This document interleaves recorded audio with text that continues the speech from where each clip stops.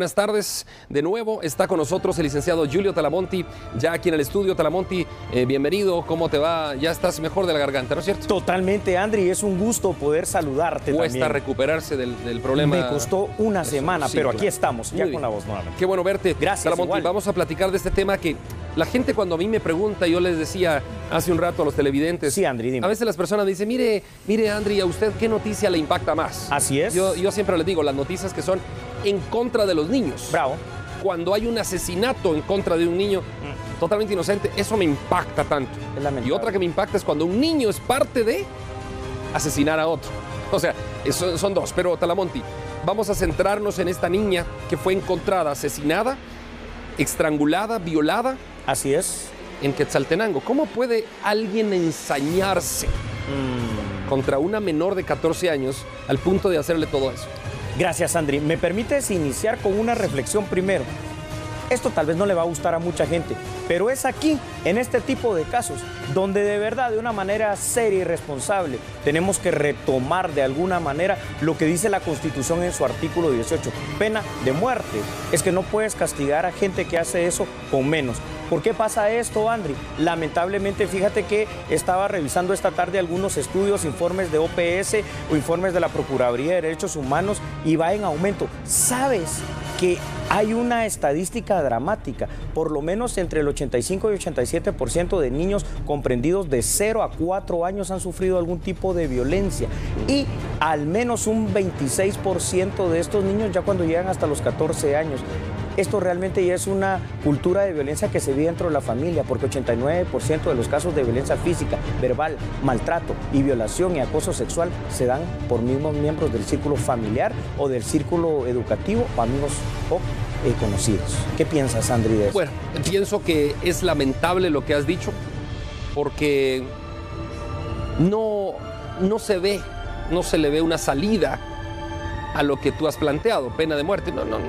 Como que esto no es la salida que Guatemala va a tomar, porque hay mucha presión de los derechos humanos y de organismos internacionales que están impidiendo esto. Pero afuera de ese tema, que por supuesto sería lo ideal, Talamonti, lo ideal, ¿verdad? Fuera de este tema, el otro dato que tú dabas del 89% de niños violentados es en su propia casa, en su propio núcleo. Casa.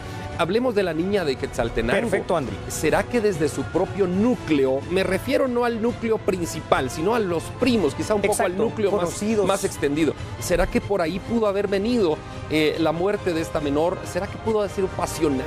¿Qué es por ahí va la situación, fíjate, Andri, porque lo hablábamos fuera de cámara. Dos casos que aquí hemos presentado en Todo Noticias, muy paradigmáticos también. El de las chicas allá en Antigua Guatemala, netamente pasional. Y aquel caso lamentable, recuerdas que lo mencionábamos del año pasado, tú lo hiciste en el primer bloque, de aquellos dos niños que por cuestión de tierras, hasta uno que solo iba acompañando al otro, les tocó, entre comillas, les tocó porque no les tocaba, morir de una manera atroz. Claro, sí. y a la otra niña también, perdón que te interrumpa, sí, dime. Que dijo, el asesino confeso, dijo, sí, yo la maté porque no me quiso hacer caso. Exacto. ¿Te acuerdas de esa niña? Sí, que arrastraron los habitantes al malhechor, ¿no? A uno de los malhechores. Solo porque no le quiso hacer caso. Porque no le quiso hacer caso, Andri. Bueno, esto tiene muchos tintes que las hipótesis pueden ser varias, pero ¿sabes por qué cobra mucha fuerza y mucha vigencia lo que acabas de decir, Andri? Porque tú también lo informabas en el primer bloque, ya había habido un antecedente, habían tratado ya secuestrarla anteriormente. Pero por supuesto, y no se ponen las barbas en remojo, como decimos nosotros. Correcto. Se deja al azar la situación. Los vecinos reaccionan hoy.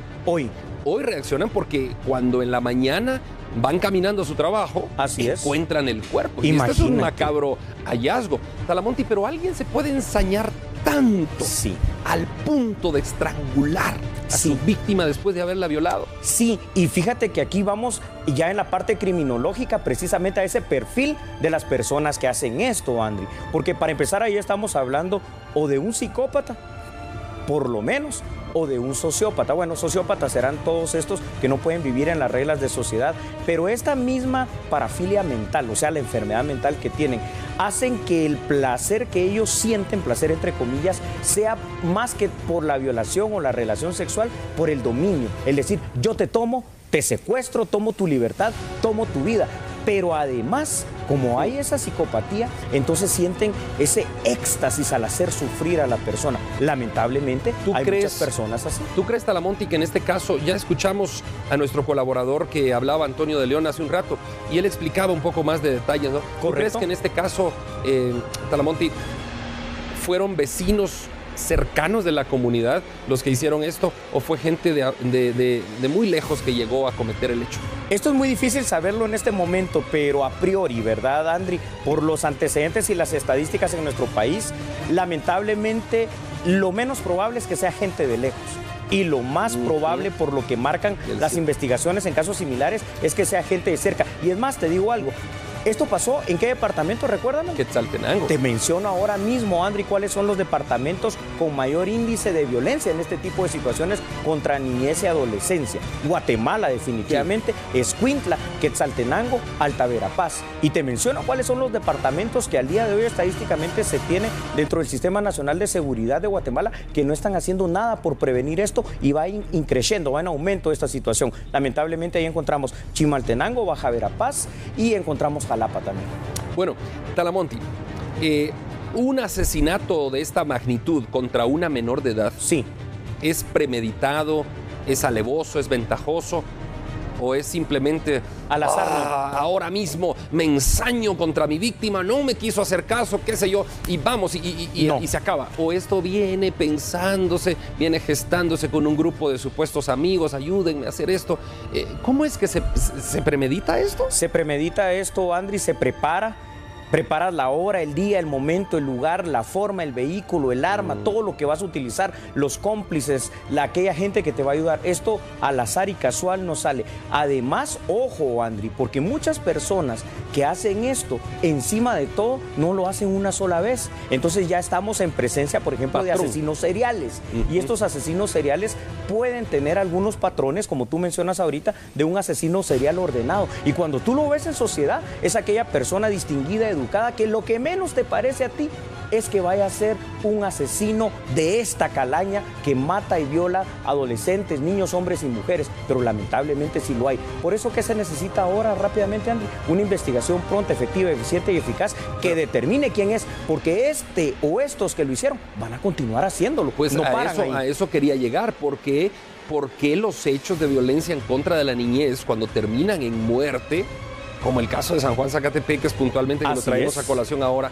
pero ¿por qué estos hechos, o incluso la niña de 12 años asesinada en Chiquimula, que fue hace poquito, un caso similar? ¿Por qué no llega a una conclusión el caso en los tribunales? ¿Por qué se pierde? ¿Por qué se deja ahí para la eternidad?